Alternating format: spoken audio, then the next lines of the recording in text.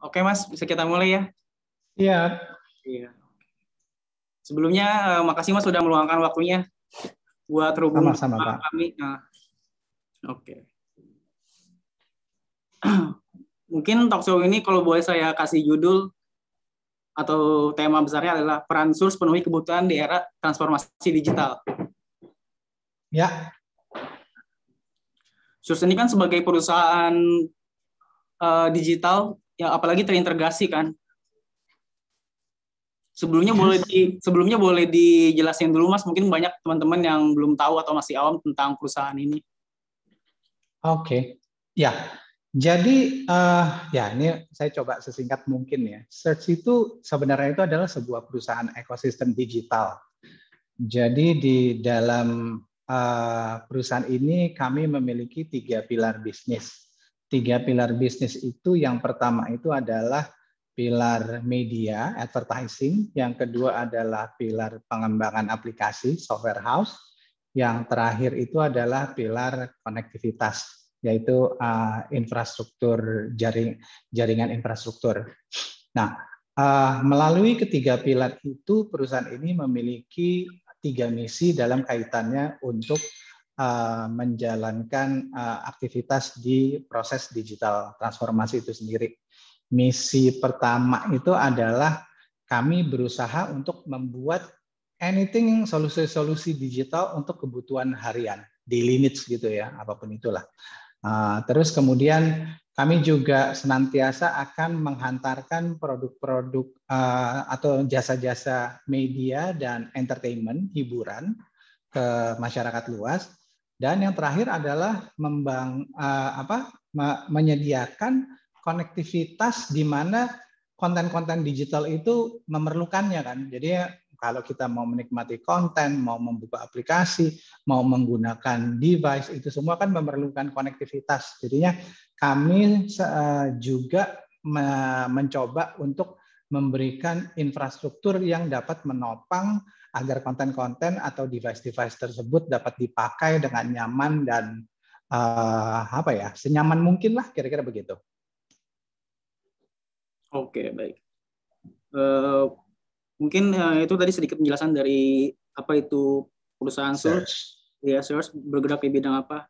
Nah, mungkin sebelum masuk lebih dalam, Mas, kita ini kan pandemi ya, maksudnya masih dalam kondisi pandemi. Nah, sebenarnya transformasi digital itu semakin kelihatan nih, semakin nyata adanya. Jadi, menurut pandangan Mas sendiri gimana nih transformasi digital semakin nyata semenjak adanya pandemi? Ya, pertama mungkin saya mau nge-highlight ya, definisi transformasi digital itu sering dibicarakan, tapi kenapa sih orang nyebut transformasi digital? Transformasi digital itu sebelum pandemi pun sudah ada. Yeah. Maksudnya ya kita tahu lah unicorn yang ada sekarang kalau kita lihat kan sudah terjadi dari 10 tahun, 12 tahun yang lalu. Nah, itu jadi membuktikan, menyatakan bahwa memang sudah terjadi transformasi digital ini. Nah, sebenarnya transformasi digital di sini itu adalah sebuah pergeseran atau perubahan di mana seluruh aktivitas sehari-hari manusia, sehari-hari kita, itu diperkuat dan diperbaiki, disempurnakan melalui teknologi digital. Jadinya misalnya kalau dulu kita mau setup meeting aja lah gitu ya, kita mau setup meeting, biasanya orang zaman dulu kalau kita nonton film zaman dulu kan ada sekretarisnya yang ngingetin terus gitu ya, bahwa jam segini meeting, jam segini meeting. Tapi sekarang setelah adanya teknologi device, smartphone, orang kalau meeting begitu ada janjian, buat schedule di kalendernya, terus nanti handphonenya alarmnya nyala, nanti 15 menit lagi meeting. Itu contoh sederhana dari transformasi digital. Ya, nah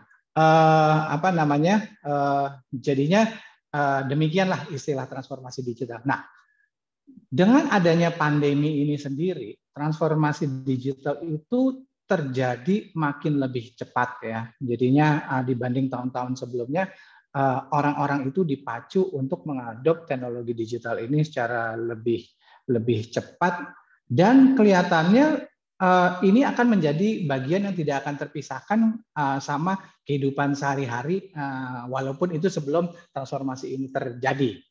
Nah, karena hal banyaknya terjadi digital transformasi ini, kami melihat banyak orang-orang juga pelaku-pelaku itu menyadari bahwa inisiatif menjadi entrepreneurship, inisiatif membentuk startup dan lain sebagainya itu makin bermunculan. Inilah yang kami lihat di search atau WiFi WiFi itu kode saham kami, bahwa ini adalah peluang nih. Teman-teman di luar sana, rekan-rekan, mitra-mitra, partner-partner banyak yang memiliki ide untuk melakukan itu. Nah, cuma wadahnya apa nih gitu ya. Makanya search itu memposisikan diri sebagai katalis partner untuk teman-teman, mitra-mitra atau partner itu melakukan inisiatif yang direncanakan itu, yaitu inisiatif di transformasi digital. Makanya kami memiliki sebuah konsep jargon lah ya yang kami perkenalkan, namanya solution planner. Jadinya kami mencoba menjadi enabler bagi mitra-mitra itu, pelaku-pelaku itu, untuk mereka menjadi entrepreneur dengan memberikan solusi secara digital.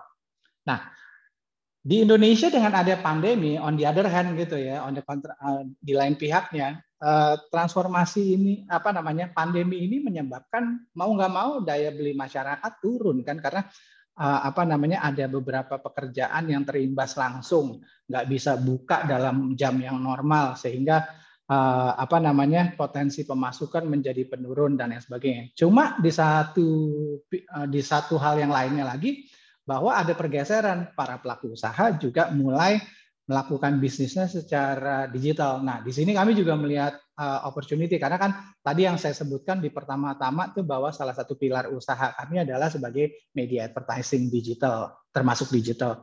Nah, di sini kami melihat bahwa pergeseran ke arah digital ini bergerak juga lah ke arah sana, sehingga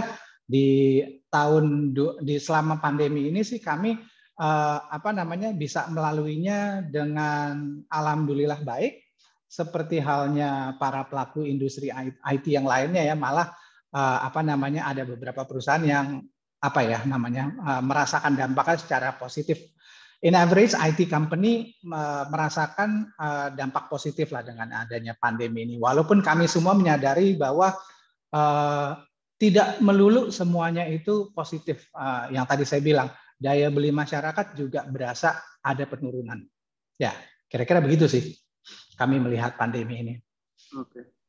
Ya, mungkin bahkan setelah pandemi mungkin kita masih ketergantungan gitu terhadap pola ini, sistem ini, ekosistem digital.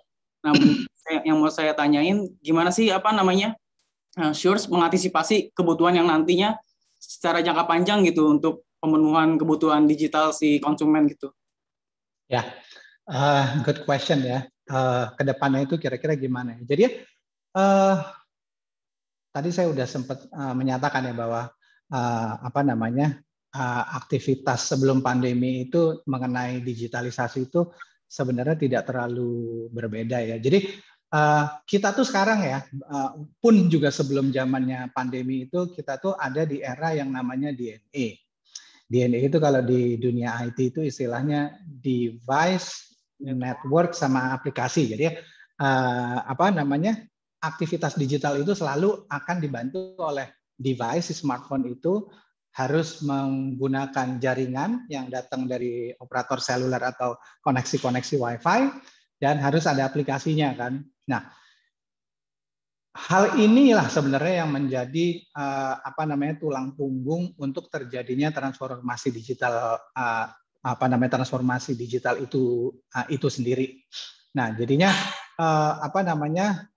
dengan adanya pandemi segala sesuatunya bergerak secara cepat. Nah, untuk melihat bagaimana di masa yang akan datang mengenai transformasi ini apakah masih akan dipakai, itu mungkin saya akan mengacu kepada research-nya McKinsey ya tahun 2020 kemarin. Jadi menyatakan bahwa masyarakat spesifik Indonesia itu tetap akan melanjutkan kebiasaan-kebiasaan menggunakan teknologi digital ini, seperti belanja online, memesan makanan secara online, dan lain sebagainya.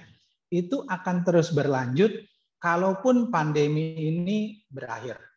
Itu sih yang apa namanya, sebuah studi yang menyatakan bahwa perilaku yang mengadopsi teknologi digital akan tetap berjalan walaupun pandemi berakhir.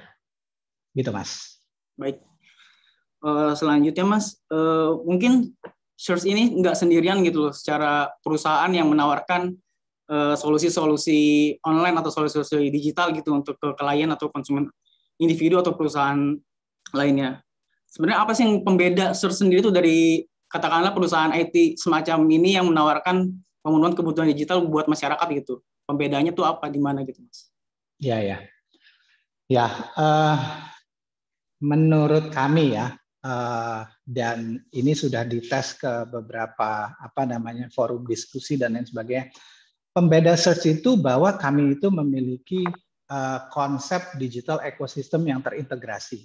Ya. Tidak seperti teman-teman perusahaan digital lainnya yang misalnya hanya aplikasi terus memberikan solusi-solusi yang ada di dalamnya. Tapi kalau di Search itu kami itu selalu akan memaksimalkan 3 pilar bisnis yang kami miliki ya. Jadi yang pertama itu adalah pengembangan software. Pengembangan software itu adalah sebuah aktivitas di mana aplikasi kami buat untuk memenuhi kebutuhan baik khusus ataupun umum, baik yang kami jalankan sendiri maupun yang diminta sama klien-klien.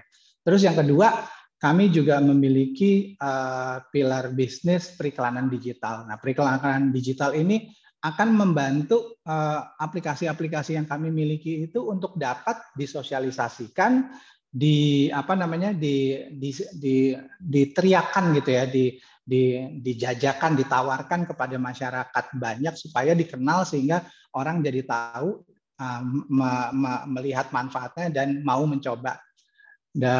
Itu yang kedua. Yang ketiga, dengan kami membangun jaringan konektivitas, network infrastruktur itu membuat bahwa setelah aplikasi itu sudah dicoba sama masyarakatnya, karena dia melihat dari program sosialisasi yang kami jalankan, itu bisa dinikmati tanpa menggunakan paket data kan.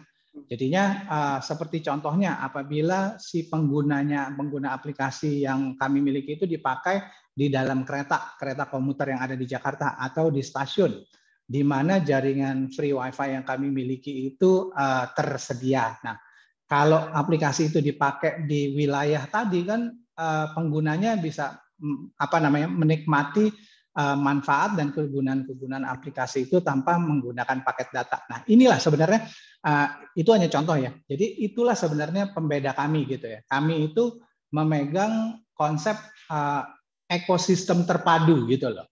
Tidak seperti yang lainnya hanya aplikasi-aplikasi saja atau hanya memiliki network infrastruktur saja, tapi sebenarnya kebutuhan masyarakat itu adalah the whole dari integrasi kesemuanya ini. Itu yang membedakan kami. Mengenai aplikasi dan lain sebagainya, kami juga sudah mengeluarkan berbagai macam aplikasi. Contohnya ya, kami memiliki aplikasi Lini Point. Apa sih itu? Itu adalah aplikasi loyalty bagi pengguna kereta listrik di Jabodetabek untuk sementara ini. Terus kami juga melakukan digitalisasi di pasar-pasar dengan memberikan akses WiFi gratis ya, sehingga para pelaku yang ada di pasar itu sekarang bisa menikmati akses internet dan gratis, advertising base ya, jadinya mereka harus lihat advertising dulu. Yang dulunya biasanya pasar-pasar basah itu di basementnya itu signal telco tuh tidak masuk karena gimana ya? Karena memang terlalu kualitas pasarnya itu temboknya terlalu tebal lah. Jadi di basementnya itu biasanya signalnya lemah sekali. Terus kami juga mengembangkan aplikasi untuk pengguna dapat membeli dan memesan tiket kereta api, aplikasi KAI Akses. Terus dan aplikasi-aplikasi lainnya deh ya.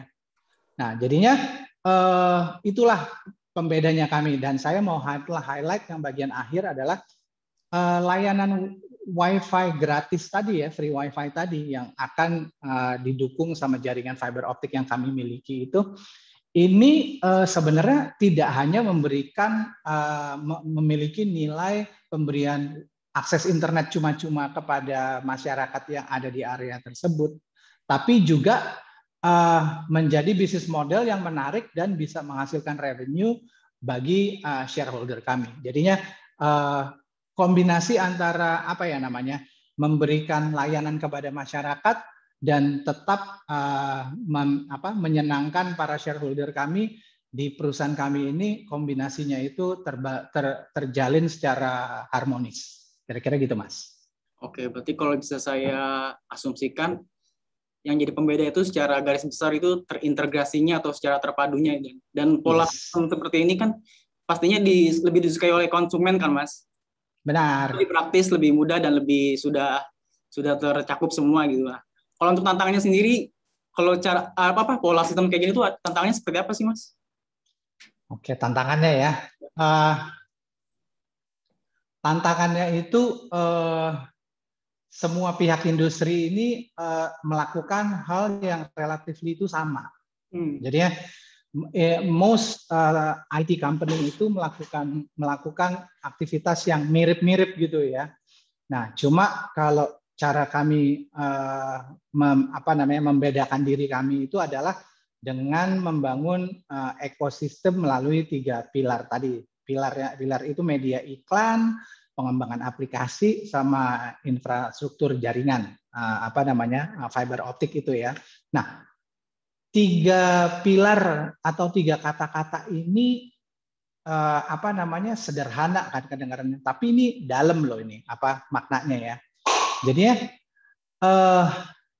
dalam di sini tuh artinya itu adalah bahwa ini adalah sebuah ekosistem yang terintegrasi gitu ya. Jadinya kami memegang semua gitu loh. Jadi segala macam info, segala macam regulasi, aturan di ekosistem ini dan lain sebagainya itu akan dipegang oleh kami. Jadinya kami dapat melakukan efisiensi di antara ketiga ekosistem itu. Yang biasanya kalau ekosistem tersebut berdiri masing-masing kan kita harus bicara sama pihak A, pihak B, sama pihak C. Ketiga pihak ini harus berbicara dan masing-masing memiliki kepentingan sendiri-sendiri. Nah, kalau di sini kan kami ada di dalam satu pihak yang bersatu gitu ya, memiliki tujuan yang sama. Nah, itu sih kami melihat adalah salah satu cara di mana kami bisa lebih cepat dan lebih efisien dibanding sama pelaku-pelaku yang lain dalam hal menjawab tantangan-tantangan yang ada itu. Nah, terus walaupun dengan infrastruktur seperti ini ya, kami memiliki ekosistem infrastruktur yang terpadu ini, prinsip gotong royong itu akan selalu kami kedepankan. Dalam artian bahwa jiwa bekerja sama, saling membantu, kolaborasi itu adalah intisari DNA dari perusahaan ini sendiri. Karena prinsipnya lebih banyak kepala, lebih banyak brain akan menghasilkan lebih banyak ide-ide lah, sehingga akhirnya bisa memberikan peluang-peluang dan yang lebih banyak baik bagi masyarakat atau shareholder. Gitu, Mas. Baik, Mas. Tadi kan Mas sempat singgung tentang kolaborasi ya, Mas ya. Nah, kalau kita mau tahu nih sebenarnya Source itu sejauh ini sudah berkolaborasi dengan pihak mana aja gitu. Mungkin termasuk dari pihak pemerintah atau dari pihak swasta lainnya, mungkin ada kolaborasi yang bisa dijelaskan oleh Mas nih. Kolaborasi sebenarnya sih udah kami jalankan cukup banyak ya. Jadi contoh kolaborasi yang kami jalankan itu adalah kami membangun fiber optik yang kami miliki ini ya. Jadi fiber optik yang kami sedang bangun ini total panjangnya 2.800 km dan fiber optik ini dibangun di sebelahnya rel kereta. Jadi kami berkolaborasi dengan PT KAI Indonesia. Nah, apa sih pembedaannya? fiber optik yang akan kami bangun ini akan memiliki kualitas yang jauh lebih baik dan lebih stabil dibanding sama pemain-pemain lainnya. Karena rel kereta seperti yang kita ketahui kan ada di jalur yang private lah. Jadi nggak semua orang bisa melakukan aktivitas harian di atasnya. Lewat jalan kaki cuman crossing sih boleh, tapi kalau misalnya mau gali-gali gitu ya, mau bangun-bangun sesuatu di samping rel kereta kan itu sesuatu yang dilarang lah, sehingga fiber optik yang kami tanam di sebelahnya itu lebih stabil. Itu yang pertama. Contoh kedua, kami juga bekerja sama dengan INKUD atau KUD, Koperasi Unit Desa, untuk memberikan solusi digitalisasi pergudangan mereka sehingga bisa dimanfaatkan secara lebih luas kepada masyarakat, pedagang-pedagang yang ada di sekitarnya. Terus kami juga bekerja sama dengan yang ketiga sama PD Pasar Jaya ya, yang tadi saya sudah sampaikan bahwa kami membangun jaringan free wifi yang bisa dinikmati baik oleh pengunjung maupun sama pedagang yang ada di sana. Itu jelas banget, yang dulunya pedagang biasanya dia cuma ada pagi sama cuma di pagi doang, tapi sekarang setelah ada free wifi, pedagang itu waktu tunggunya lebih lama gitu, karena mereka bisa meneruskan aktivitas perdagangannya secara online karena konektivitas internetnya sudah tersedia sekarang. Itu sih, terus itu yang bisa saya highlight, di samping dari beberapa kolaborasi yang masih banyak yang dengan partner-partner lainnya. Ya, oke, Mas. Ngomongin infrastruktur, salah satunya kan tadi internet ya. Menurut saya pribadi mungkin yang salah satu yang paling penting gitu kan, karena transformasi digital nggak mungkin bisa berjalan tanpa adanya konektivitas internet gitu kan. Nah, kan baru-baru ini juga salah satu operator seluler itu udah mengkomersilkan jaringan 5G gitu secara komersil. Nah, menurut Surf sendiri tanggapannya bagaimana untuk kesiapannya? Oke, nah gini, mengenai kontribusi atau cara menyatakan, jadi potensi kontribusi search dalam hal infrastruktur jaringan, apalagi ke depan pembangunan 5G ini sudah berjalan dan terus akan bergulir. Kira-kira itu ya pertanyaannya. Nah, jadi ya di infrastruktur jaringan baru aja tadi saya sebutkan, tapi saya ingin ulang lagi bahwa kami sedang membangun infrastruktur fiber optik, yaitu adalah sebuah jaringan yang dapat menghantarkan sinyal internet yang seperti yang kita lagi pakai sekarang nih ya. Ini kan menggunakan signal internet, bits internet itu sendiri. Itu jaringan yang kami bangun bisa menghantarkan bits tadi, foton tadi menjadi lebih efisien dan lebih cepat dan kapasitasnya lebih banyak. Itu ya. Nah, terus berikutnya infrastruktur yang kami bangun ini bisa memberikan sebuah operational excellence atau kualitas layanan yang jauh lebih tinggi ketimbang dari yang ada sekarang. Alasannya kenapa? Karena jaringan yang kami bangun ini dibangun di samping rel yang notabene adalah jaringan privat. Jadinya akan sedikit gangguan. Teman-teman yang ada di industri ini tahulah bahwa gangguan atas fiber optik itu sering banget kejadiannya. Apakah karena nggak sengaja kepacul lah, ketabrak truk lah, dipatuk sama burung lah, terus habis itu bakar sampah yang dekat-dekat sama areanya lah. Nah, hal-hal itu tuh akan menghasilkan gangguan di sepanjang jalur fiber optik. Nah, sementara kalau di tempat kami hal itu nggak ada semua. Nah, mengenai pengembangan teknologi 4G atau 5G ya, semua itu 5G itu kan sebenarnya radionya aja gitu ya. Nah, radio itu bisa mencapai ke handphone yang kita miliki gitu ya. Ini. Nah, tapi begitu diterima sama antenanya BTS 5G, sebenarnya kan sinyal internet itu harus diantarkan ke kantor pusat, ke pusat-pusat servernya. Nah, proses untuk menghantarkan sinyal itu ke kantor pusat itu membutuhkan apa namanya, jaringan fiber optik yang berkapasitas besar dan yang stabil. Nah, kami berperan besar dalam proses aktivitas ini. Istilahnya itu fiberisasi. Jadi ya, membuat BTS-BTS itu terkoneksi melalui fiber optik, istilah fiberisasi. Nah, terus kemudian kalau internet sudah bisa dinikmati sama smartphone tadi ya, sama smart device tadi, kan ada istilahnya konten-konten ya, kita nonton film, kita melakukan apa namanya interview online ini, terus dan lain sebagainya gitu ya. Nah, itu kan konten-konten tadi kan harus di hosting kan, harus ditaruh di rumah-rumah penyimpanan data. Nah, pelaku yang melakukan itu namanya perusahaan data center. Nah, perusahaan data center ini juga memerlukan fiber optik untuk mendistribusikan konten-konten tadi dari rumah utamanya ke rumah-rumah yang tersebar di seluruh pelosok.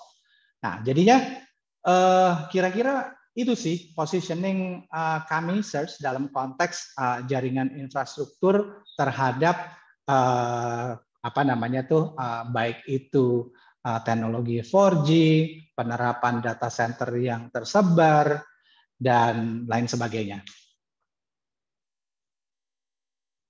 Gitu, Mas.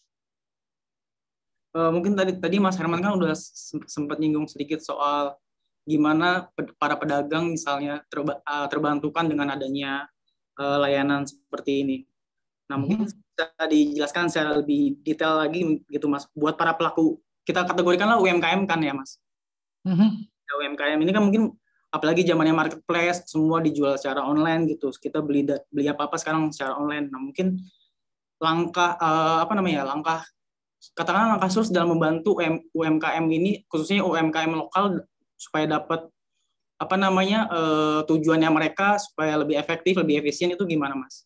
Paham. Ya. Jadi pertanyaannya ini, bagaimana sih Search bisa membantu masyarakat luas, pada khususnya UMKM, sehingga bisnisnya mereka bisa lebih berkembang gitu ya. Nah, gini.